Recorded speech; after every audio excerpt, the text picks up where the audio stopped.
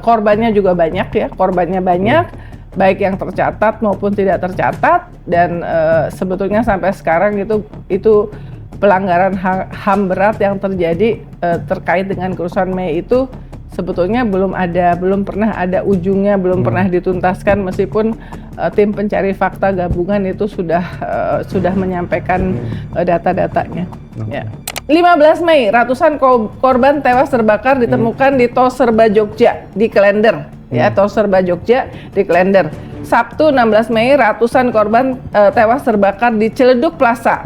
Minggu 17 Mei, angka resmi menunjukkan 499 korban tewas dan lebih dari 4.000 gedung hancur atau terbakar akibat kerusuhan ya. Kita memperingati 28 tahun reformasi itu dengan penuh rasa miris ya.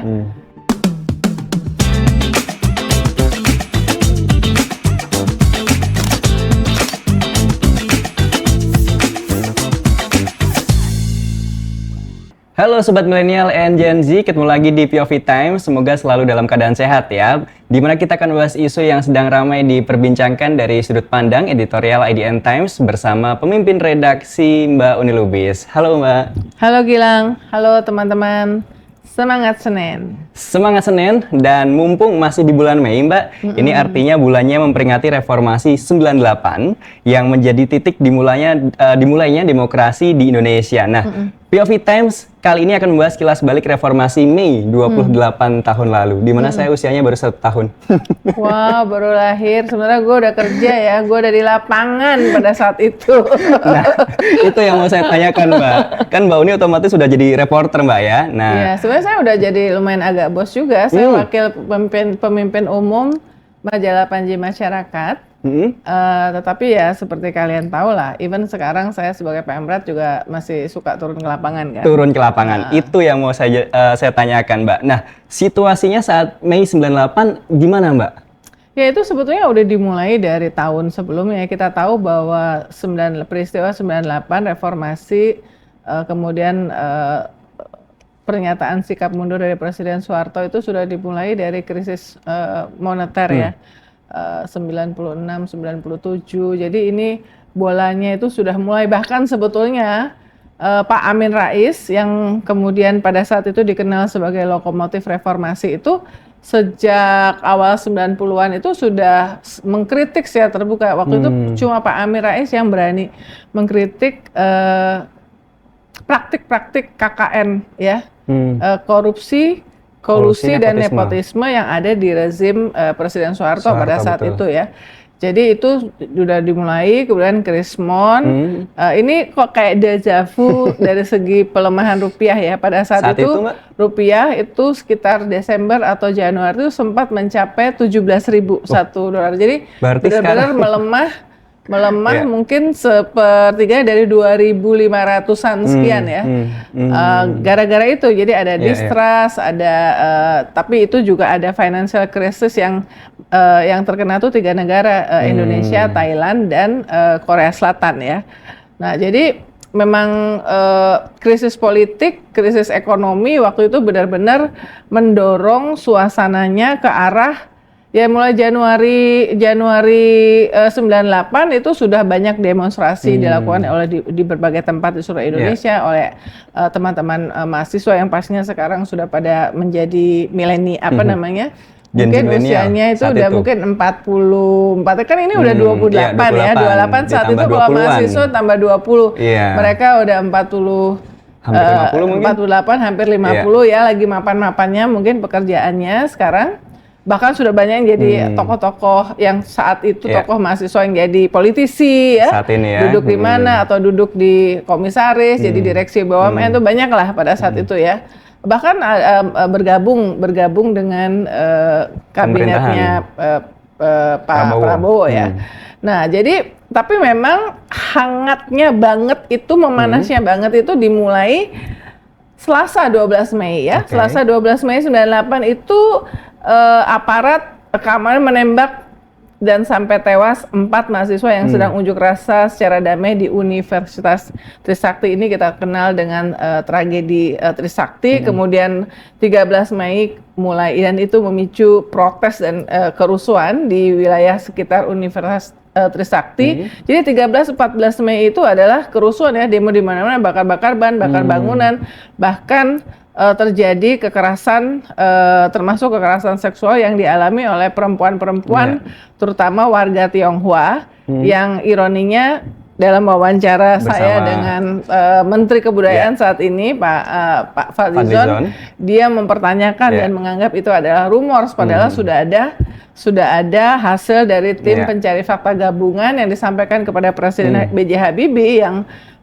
kemudian menggantikan Presiden Soeharto, dan itu menjadi cikal bakal lahirnya Komnas Anti Kekerasan Terhadap Perempuan atau Komnas Perempuan ya. Jadi Gilang, yang menarik juga soal tanggal 14 ini, pada tanggal 14 berarti Jakarta lagi membara ya. Waktu itu saya tuh ada di daerah Salemba ya. Jadi saya tuh mobile aja dari berbagai titik demo yang ada di Jakarta, itu kita jurnalis-jurnalis itu mobile. Jadi begitu ada kita dengar ada di mana, kita tuh nyadap radio polisi. Ya. Handphone Mbak waktu itu belum? Ya handphone sudah ada, tapi kan yang kita untuk menyadap kondisi waktu itu semua redaksi itu punya ini HT yang kita pasang di frekuensi percakapannya polisi. Jadi kita nyadap di mana aja ya. Nah ini yang kemudian salah satu yang selalu menjadi kontroversi ya, terutama di antara kubunya Pak Prabowo Subianto dengan Pak Wiranto. Pak Wiranto saat itu Panglima ABRI, jadi membawahi tidak hanya 3 matra TNI tapi juga polisi. Nah dan dia justru pada tanggal 14 itu justru membawa Pangkostrat itu Pak Prabowo pada saat itu, dan Danjen Kopassus dan Marinir dan semuanya, pokoknya petinggi-petinggi ABRI itu untuk sebuah upacara rutin dari pasukan pemukul reaksi cepat PPRC yang biasa aja dari divisi 1 ke divisi 2 Kostrat di Malang ya. Jadi kalau menurut versinya Fadlizon, pada saat itu dia pada beberapa tahun yang lalu dia sempat tweet, itu sebetulnya Pak Prabowo sempat meminta supaya itu dibatalkan karena Jakarta sedang membara, tetapi Panglima ABRI pada saat itu bersikeras Pak Wiranto untuk tetap pergi ke Malang untuk sebuah acara yang harusnya bisa ditunda gitu ya, karena situasi kan sedang krisis di Jakarta. Panglima daerah militernya Pangdam Jaya pada saat itu adalah Pak Safri Samsudin yang sekarang menjabat Menhan ya. Jadi ini selalu, tapi ya ironinya dan sebetulnya dalam buku-buku sebelumnya itu terkesan bahwa Pak Wiranto itu quote unquote agak minor kepada Pak Prabowo, tapi sekarang mereka ada di kubu yang sama. Pak Wiranto selalu ada di kubu yang menang tentu saja ya, sejak di eranya Pak Jokowi dan sekarang di eranya Pak Prabowo. Nah kemudian 15 Mei, ratusan korban tewas terbakar ditemukan di Tol Serba Jogja di Klender. Ya, Tol Serba Jogja di Klender. Sabtu 16 Mei, ratusan korban tewas terbakar di Ciledug Plaza. Minggu 17 Mei, angka resmi menunjukkan 499 korban tewas dan lebih dari 4.000 gedung hancur atau terbakar akibat kerusuhan ya. Lalu Senin 18 Mei, berarti 28 tahun yang lalu hari ini, itu ribuan mahasiswa menduduki kompleks MPR DPR. Berarti fotonya itu sangat fenomenal ya. Sampai jadi gedung kura-kura itu semuanya tertutup sampai atasnya itu dengan ribuan mahasiswa ya.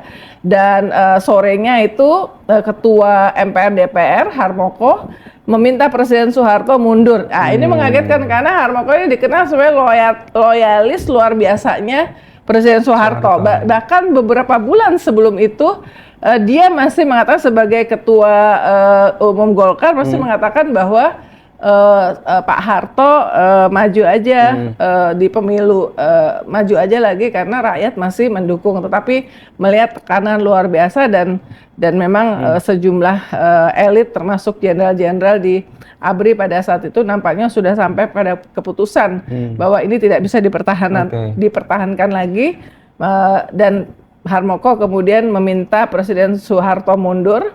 Tetapi lagi-lagi Panglima ABRI Jenderal TNI Wiranto mengatakan permintaan Harmoko itu tidak memiliki landasan hukum yang kuat.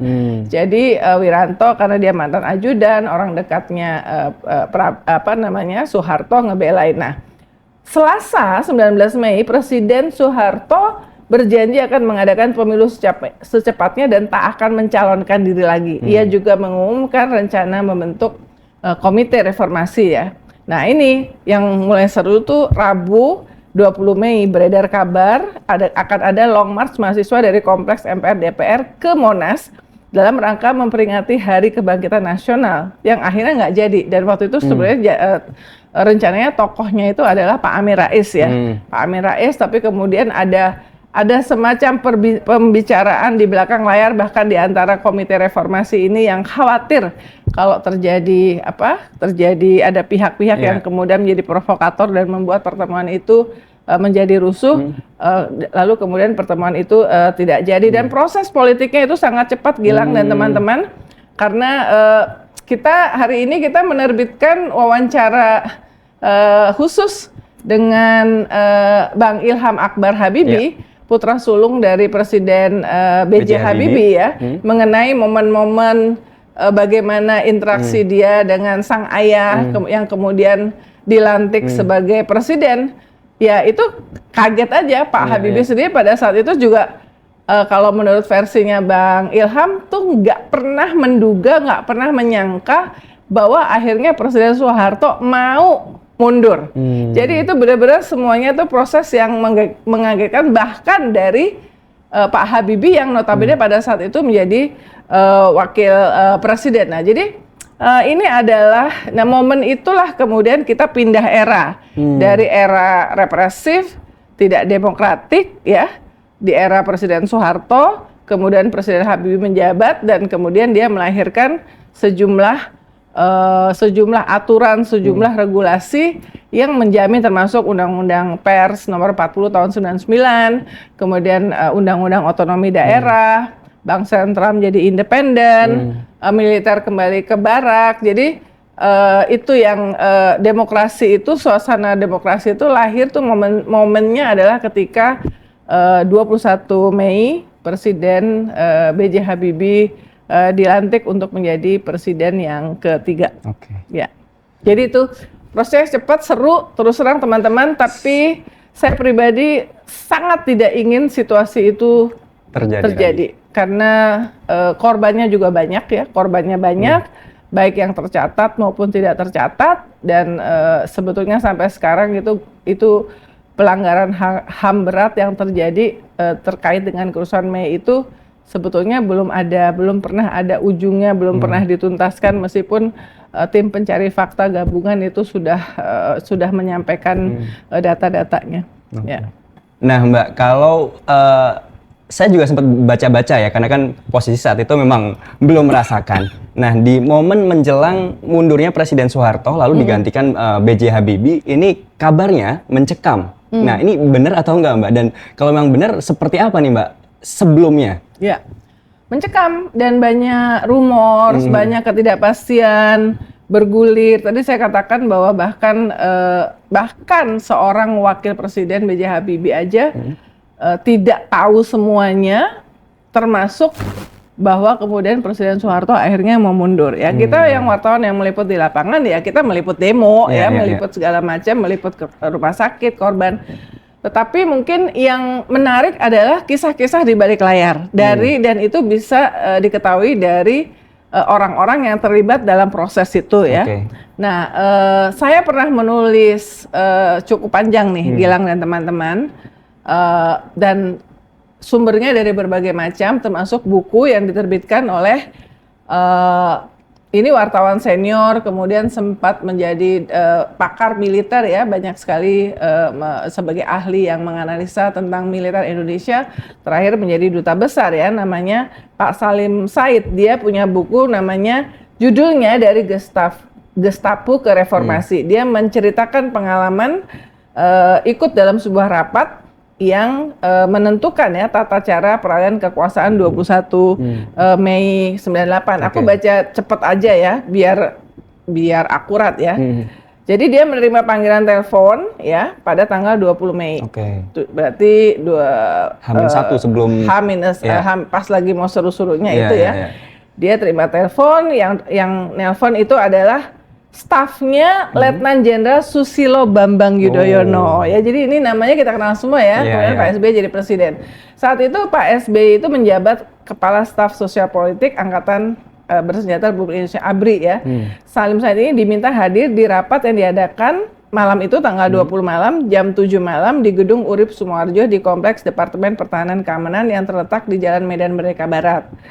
Pak Salim mengatakan mobil saya hanya bisa mengantar sampai ke Tugu Tani di Menteng Raya, sebab di sanalah garis perbatasan diletakkan. Jadi garis perbatasan itu kayak yang kawat ini, kawat berduri ya. Karena kan ke arah istana sampai sekarang juga kalau mau demo pasti ring 1 di Menteng gitu kan. Nah terus kemudian pada saat telepon itu masuk, Pak Salim Said itu mengatakan ya oke, dia pergi karena dan dia menceritakan bahwa menjelang tanggal 20 Mei itu Pak Amin Rais yang saat itu dianggap sebagai lokomotif reformasi, tokoh terpenting dalam proses itu mengumumkan agar 20 Mei rakyat Indonesia membanjiri lapangan Monas tadi yang aku ceritakan, meneriakkan agar Soeharto mundur. Jadi ini kan di depan istana banget ya. Nah, tapi Pak Salim mengatakan dari komunikasi dia dengan petinggi-petinggi militer termasuk Pak Susilo Bambang Yudhoyono, yang ditakutkan oleh petinggi militer saat itu adalah massa akan merangsek kemana-mana dan itu sebabnya aparat keamanan memiliki alasan kuat mencegah pengumpulan massa. Jadi ini tadi yang sudah berarti konfirm dengan konfirmasi cerita yang dikumpulkan oleh Pak Salim Said pada saat itu. Jadi malam itu militer memasang barikade dan dalam keadaan serba tertutup itu Pak Salim datang ya. Nah penyeberangan ke wilayah Monas dijaga ketat dan dia mengatakan bahwa waktu itu dia ada sejumlah petinggi ABRI termasuk antara lain Letjen Hari Sabarno, kemudian menjadi Menteri Dalam Negeri di era Bu Mega. Juga hadir tim dari Universitas Indonesia yang pimpin rektornya, ada juga Profesor Harun Al-Rashid dan Profesor Zen Umar, guru besar di bidang ketatanegaraan. Karena kan rapat malam itu adalah rapat gimana membahas proses pengalihan kekuasaan itu seperti apa. Karena kan 32 tahun Soeharto jadi presiden ya, jadi gimana nih kalau misalnya terjadi didorong ya mahasiswa kemudian mendorong supaya Soeharto turun dan kemudian tapi bagaimana prosesnya? Nah ini harus dirapatkan oleh ahli-ahli itu ya. Jadi ada Pak Rias Rasid dan tuan rumahnya itu adalah Pak Letjen TNI Susilo Bambang Yudhoyono dan Pak Salim tuh masih ingat teman-teman Gilang menu makannya pada saat itu nasi kotak isinya nasi gudeg ya. Pada malam itu mereka sebenarnya menunggu kehadiran Pak Wiranto Panglima ABRI yang kemudian ketika sudah datang bergabung dimulai rapatnya oleh Pak SBY. Nah ini intinya adalah kalau Soeharto itu mundur bagaimana cara mundurnya. Nah kalau menurut Pak Salim malam itu nggak ada debat tentang soal Soeharto harus mundur ya. Semuanya udah sepakat dan kemudian karena semuanya udah sepakat Pak Wiranto kemudian meninggalkan ruangan dan Pak SBY meneruskan rapat itu ya. Dan Pak Hari Sabarno pada saat itu sepakat dengan pelaksanaan pasal 8 Undang-Undang Dasar 1945 ya tentang yang mengatur tentang itu dan sempat ada keraguan tentang kesanggupan dari kewibawaan dari B.J. Habibie untuk sebagai wapres untuk menggantikannya ya. Jadi ini adalah kisah-kisah ya malam itu dan kemudian tiba-tiba mendadak Pak Salim mendapat informasi saat rapat di Gedung Urip Sumoharjo tanggal 20 Mei malam, Presiden Soeharto melalui ajudannya memanggil Jenderal Wiranto dan Sekretaris Negara Pak Sadilah Mursid. Keduanya diminta mempersiapkan timbang terima dari Presiden Soeharto kepada penggantinya Wakil Presiden B.J. Habibie. Nah, tanggal 21 besoknya sekitar jam 10 dilantik. Itu versi Pak Salim Said dari bukunya.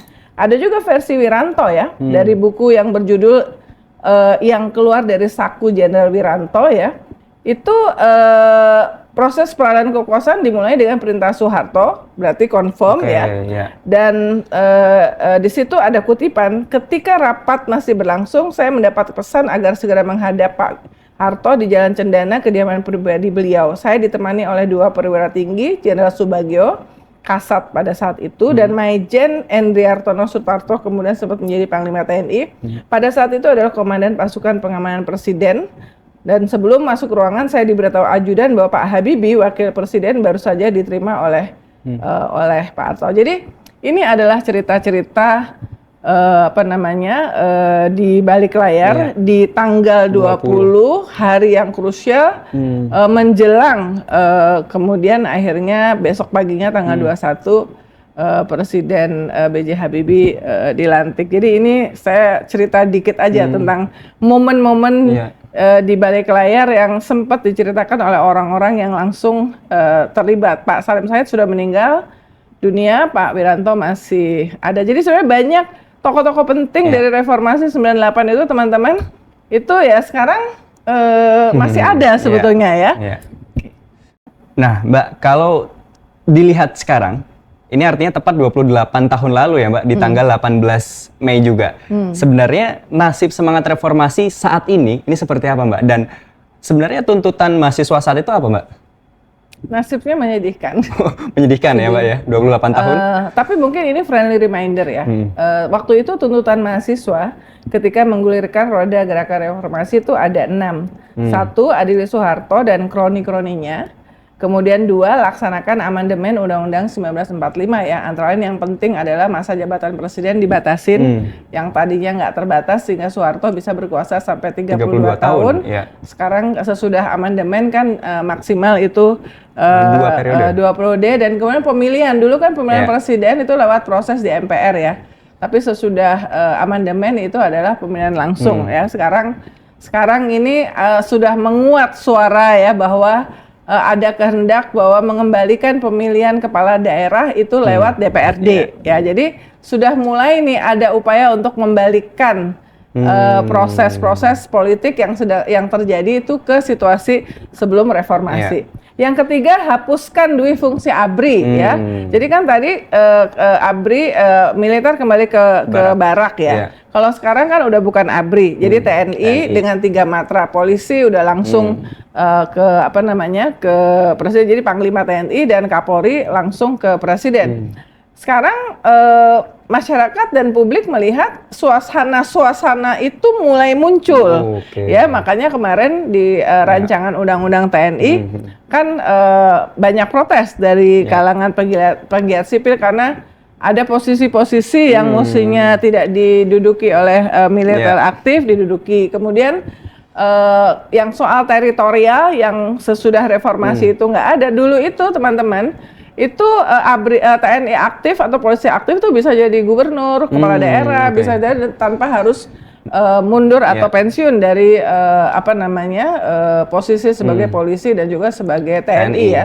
Sekarang akan dibangun di semua kabupaten kota akan dibentuk dan sebagian penyiapannya kemarin kan waktu Bupati Siak Mbak Afni Zulkifli datang ke sini, diwawancara di sini oleh Eko ya Ardianto. Dia juga cerita bahwa harus menyediakan tanah sekian puluh hektar untuk batalion pembangunan mungkin katanya ya. Jadi itu artinya tuh udah masuk ya. Sekarang masuk ke berbagai aspek kehidupan, urusan pangan, urusan segala macam itu militer udah masuk ya. Jadi kemudian yang keempat tuntutannya pelaksanaan otonomi daerah yang seluas-luasnya. Ini juga sekarang misalnya gini, itu juga yang dikeluhkan oleh Bupati Afni yang menggambarkan bagaimana yang dialami oleh kepala daerah se-Indonesia saat ini ketika kemudian cukup signifikan dana bagi hasil itu kemudian ditarik ya, ditarik dipangkas, ditarik ke pusat ya. Nah, padahal ini sebetulnya yang dulu itu semangat reformasi itu adalah jadi apa yang menjadi pajak yang diambil dari kekayaan yang ada di tiap daerah itu yang tadinya tidak cukup dinikmati oleh daerah itu diberikan dan kemudian keputusan-keputusan juga diberikan secara otonom ke daerah. Dan ini ini sebagian udah mulai mau ditarik ya, minimal dari penganggaran yang dipangkas luar biasa ya. Sehingga sedikit sekali ruang yang bagi kepala daerah pada saat ini untuk menjalani program. Karena apa?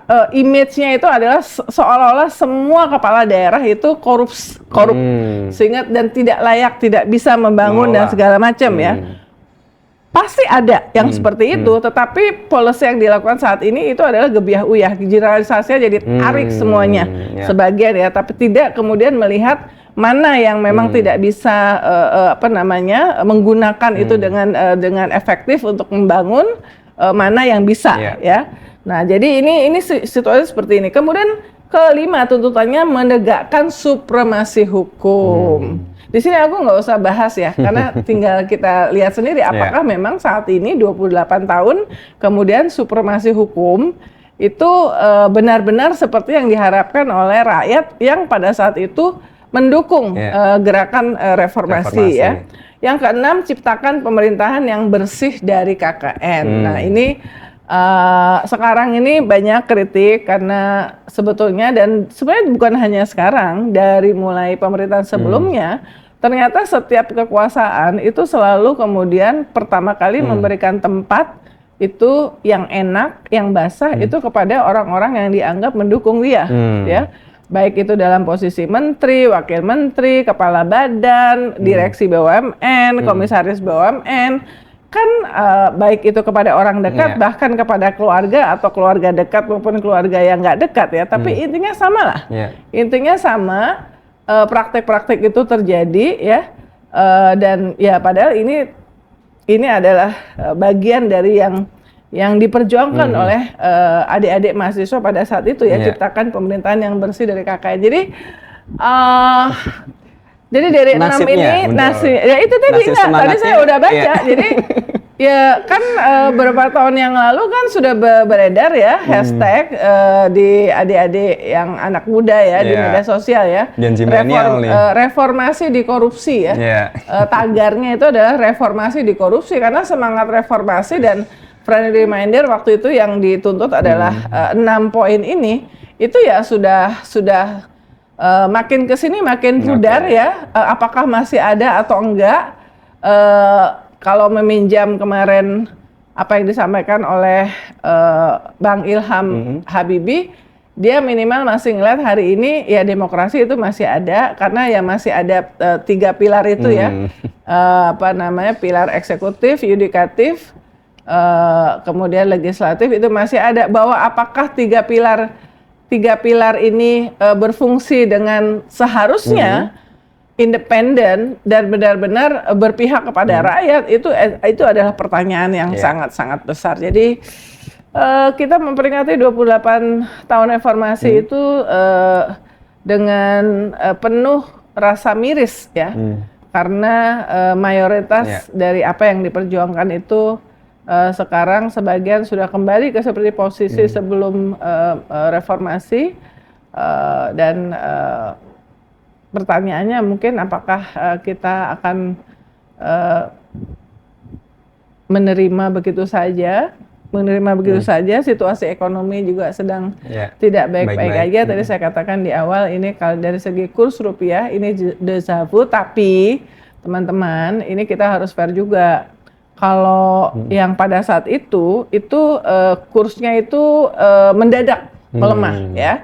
Sehingga kemudian ketika Presiden Habibie menjadi presiden kan dengan trust ya yang dibangun itu adalah kepercayaan dan predictable ya, keputusan-keputusan yang diprediksi dengan baik, lebih transparan karena semangatnya masih reformasi di awal-awal, sedemikian sehingga kemudian bisa diperkuat lagi menjadi sekitar 6.000, lebih dari 6.000 rupiah ya.